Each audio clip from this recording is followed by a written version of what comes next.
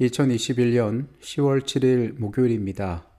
새로운 아침에 함께 하신 모든 분들을 환영합니다. 기도하고 이 시간을 시작하겠습니다. 사랑의 아버지 하나님, 우리에게 새로운 하루, 새로운 생명을 허락하시고 아버지의 말씀을 함께 살필 수 있는 귀한 특권 또한 허락하셔서 감사드립니다. 하나님, 지혜를 허락하여 주시옵소서. 복잡하고 또 알기 어려운 이 세상 가운데에서 하나님의 선한 뜻을 우리가 분별하기를 원합니다. 말씀 가운데 역사하셔서 우리로 그 말씀을 통하여 진리를 찾게 하시고 삶이 온전히 나아갈 길들을 알게 하여 주시옵소서. 우리의 부족하고 연약한 지식으로 말미암아 우리가 악을 행하고 잘못된 길로 갈까 염려됩니다. 하늘의 음성으로 교훈하여 주시옵소서. 우리의 뜻이 하늘의 뜻이 될 수 있도록 주님 우리 심령에 뚜렷하고 아름다운 말씀들로 새겨주시옵소서. 각자가 가진 고통들을 주께서 아시겠사오니 이 생에서의 짐들 가볍게 하시고 하늘의 은혜로 말미암아 하나님으로 인해 기뻐할 수 있는 그런 감사 또한 이 아침에 허락하여 주시옵소서. 거룩하신 예수 그리스도의 이름으로 기도합니다. 아멘. 개인적인 경험에서 아마 중학생 정도였던 것으로 기억합니다. 제가 처음으로 1년 안에 성경 한 권을 일독했던 경험이 있습니다. 아직 어려운 용어들이 많고 낯선 경험이었지만은 그 당시에 신앙의 봄과 같이 하나님의 말씀을 귀하게 만났던 소중한 기억이 있습니다. 성경 전체를 읽게 되면서 어린 시절에 미처 알지 못했던 성경의 구석구석에 있는 여러 이야기들을 새롭게 발견하게 되었습니다.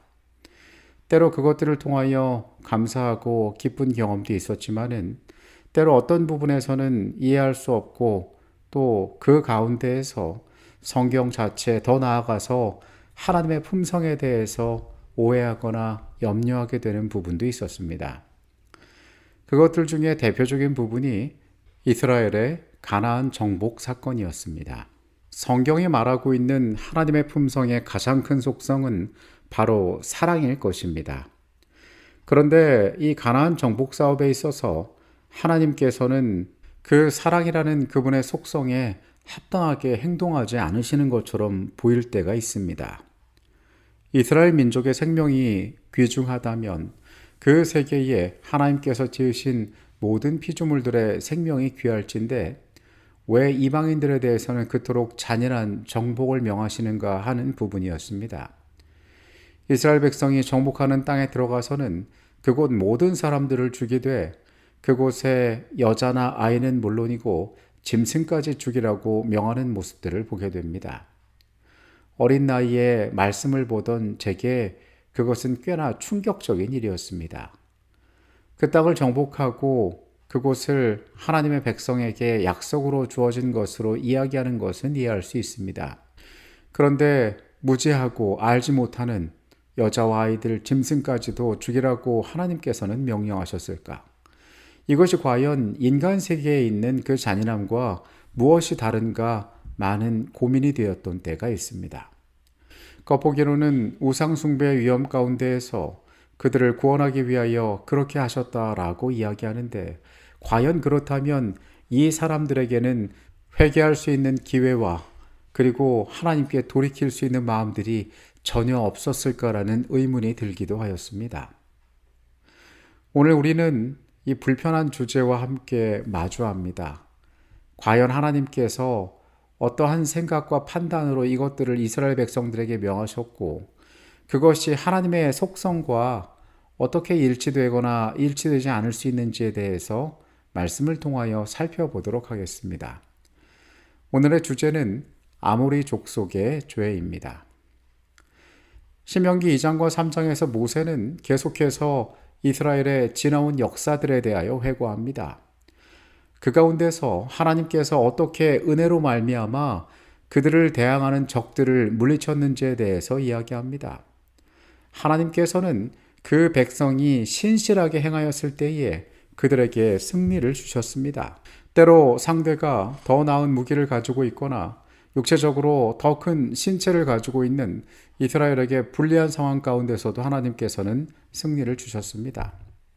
그런데 여기에서 우리가 꼭 언급하고 넘어가야 하는 어려운 주제를 만나게 됩니다. 이것은 이 적들의 멸망에 관한 것입니다. 이스라엘 백성들은 자주 상대에게 평화의 제안을 하였지만은 그들이 받아들이지 않을 경우 여자와 아이들을 포함하여 그들을 진멸하였습니다. 신명기 2장 33절 34절은 말합니다. 우리 하나님 여호와께서 그를 우리에게 넘기심에 우리가 그와 그 아들들과 그의 모든 백성을 쳤고 그때 우리가 그의 모든 성읍을 점령하고 그의 성읍을 그 남녀와 유아와 함께 하나도 남기지 아니하고 진멸하였고. 어떠한 사람들은 이 말씀에 대하여서 사랑의 하나님께서 사실은 이럴 리가 없다라고 이야기를 하기도 합니다. 하지만 우리는 디모데후서 3장 16절이 말하는 이 성경이 가진 고유의 진실성과 또 이 성경에 갖고 있는 교훈에 대하여 믿습니다. 이 성경은 하나님의 감동으로 되었기 때문에 우리가 이 성경의 내용들을 우리 식대로 해석하거나 우리가 믿고 싶은 대로 믿는 것은 적합한 태도가 아닐 것입니다. 우리는 창세기 15장에서 하나님께서 아브라함을 만나 언약을 세우시면서 그 민족과 앞으로 있을 일들에 대하여 말씀하시는 장면을 보게 됩니다. 이후에 여호와의 말씀이 환상 중에 아브라함에게 임하여 이르시되 아브라함아 두려워하지 말라.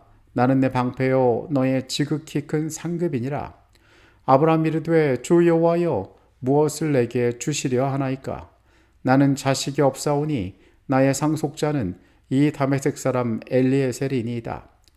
아브라함이 또 이르되 주께서 내게 씨를 주지 아니하셨으니 내 집에서 길린 자가 내 상속자가 될 것이니이다. 여호와의 말씀이 그에게 임하여 이르시되 그 사람이 내 상속자가 아니라 내 몸에서 날 자가 내 상속자가 되리라 하시고 그를 이끌고 밖으로 나가 이르시되 하늘을 우러러 무뼈를 쓸 수 있나 보라. 또 그에게 이르시되 내 자손이 이와 같으리라. 아브라함이 여호와를 믿으니 여호와께서 이를 그의 의로 여기시고 또 그에게 이르시되 나는 이 땅을 내게 주어 소유를 삼게 하려고 너를 갈대아인의 우르에서 이끌어낸 여호와니라. 그가 이르되 주 여호와여 내가 이 땅을 소유로 받을 것을 무엇으로 알리이까?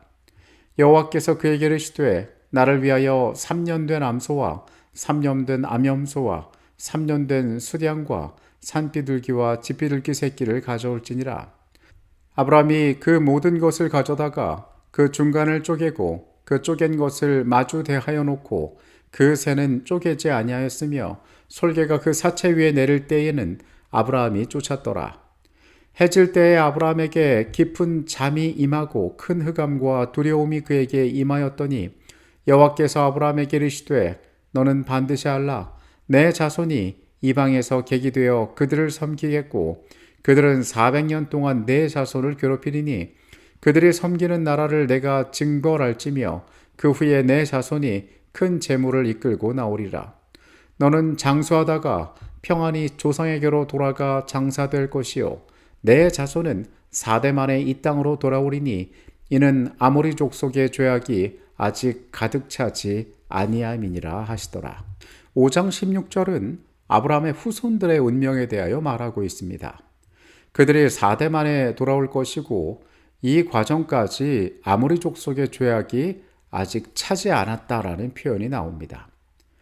그것은 이 가나안 땅에 살고 있던 아모리 족속들, 이 가나안의 거민들이 하나님 앞에서 죄악을 짓고 그들의 삶에 올바르지 않은 방향으로 삶을 살고 있었고 아브라함의 후손들이 그 심판자의 역할을 수행하게 될 것이라는 말씀을 하시는 것입니다. 여러 의견이 있겠지만은 당시에 많은 이방의 나라들이 극도로 잔혹하고 사악했다는 데에는 의심의 여지가 없습니다.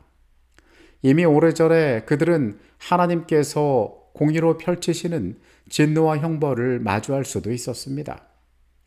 하나님께서 인내심을 가지고 그들이 악한 길에서 돌아서기를 기다리셨음에도 불구하고 그들은 그들의 삶을 바꾸지 않았습니다.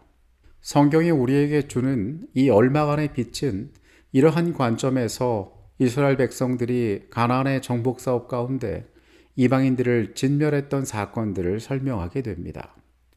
그러나 과연 아이들까지 진멸하였다는 이 잔인한 사실 앞에서 우리는 이 문제들을 어떻게 바라봐야 할까요?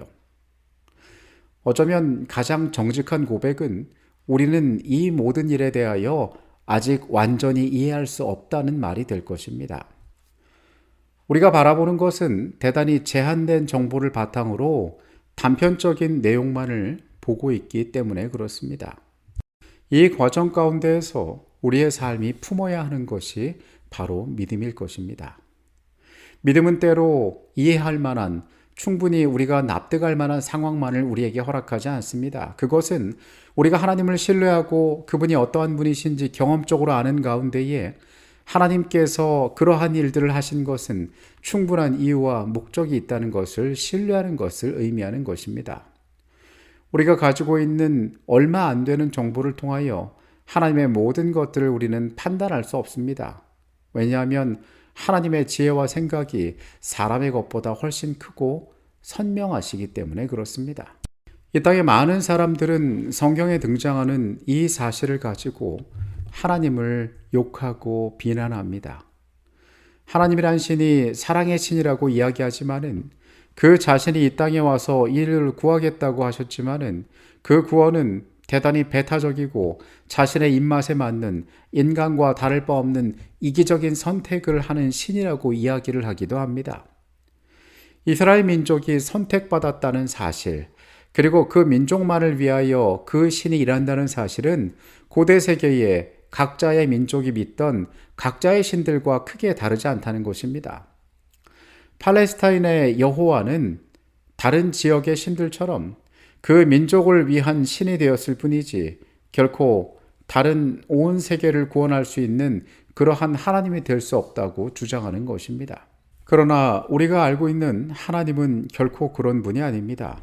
그분께서 이스라엘 백성을 택하신 것은 그 민족의 더 뛰어난 점이나 그 민족에 대한 맹목적인 사랑이 아니라 하나님께서 그들을 통하여 모든 세계에 주시기를 원하는 축복이 있었기 때문이었습니다. 우리는 어렴풋이나마 가나안 지역에서 벌어진 이 일들에 대한 배경과 근원을 알고 있습니다. 우리는 확신하건대 하나님께서 모든 자들에게 그들의 구원과 선택을 위한 충분한 기회들을 제공하셨으리라 생각합니다.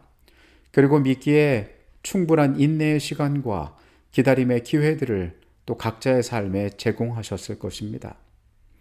한국 사람들은 신앙하는 가운데 이런 질문을 가끔 할 때가 있습니다. 과연 이순신 장군이나 세종대왕이 하늘나라에 갈까라는 질문입니다. 정확한 답은 우리가 알 수 없습니다. 그리고 분명한 것은 그들의 생애 가운데 그들이 복음을 들어볼 기회가 아마 없었을 것이라는 사실입니다. 하나님께서 그들의 생애를 판단하시고 그들의 운명을 결정하실 것입니다. 마찬가지로 우리의 삶에 주어진 이 신앙의 여러 의문들 가운데에 우리는 하나님의 선하심을 신뢰하고 분명하신 모든 것을 아시는 틀림이 없으신 그 하나님께서 가장 합당한 방법으로 백성에게 명하시고 그 일들을 통하여 역사를 주관하셨을 것이라는 믿음을 갖는 것입니다. 여호와께서는 복수하기를 기뻐하지 않으시지만 그러나 당신의 율법을 범한 자들에게는 지상의 거민들을 완전한 타락과 파멸에서 구원하시기 위하여 형벌을 집행하실 수밖에 없으시다. 구원받아야 할 자들을 구원하시기 위하여 여호와께서는 죄에 굳어진 자들을 끊어버려야만 하셨다. 우리는 여전히 하나님의 선하심을 믿습니다. 그분의 전능하심을 믿습니다. 우리가 살아가는 세계에 우리의 눈에 보이지 않는 것들, 우리가 이해할 수 없는 것들이 존재한다 할지라도 사람보다 더 나은 지혜로 우리의 삶에 역사하시는 하나님의 섭리를 기억하게 되시기를 바라겠습니다. 기도하시겠습니다. 아버지 하나님, 오늘 하나님께서 이스라엘의 구원 가운데 이루신 일들을 바라봅니다. 그리고 그 과정 가운데 때로 우리가 이해할 수 없는 일들이 그 속에 벌어졌음을 보게 됩니다. 하나님, 인간의 안목으로 충분히 이해할 수 없음을 우리가 고백합니다. 그러나 주의 선하심이 이 모든 과정들 가운데에 사람보다 나은 판단을 내리셨으리한 것을 우리가 믿습니다. 하나님, 우리로 주의 온전한 품성 가운데 하나님을 온전히 바라보고 신뢰하게 하시고 주께서 보여주시는 구원을 통하여 우리의 삶이 안전할 수 있도록 또한 인도하여 주시옵소서. 거룩하신 예수 그리스도의 이름으로 기도합니다. 아멘.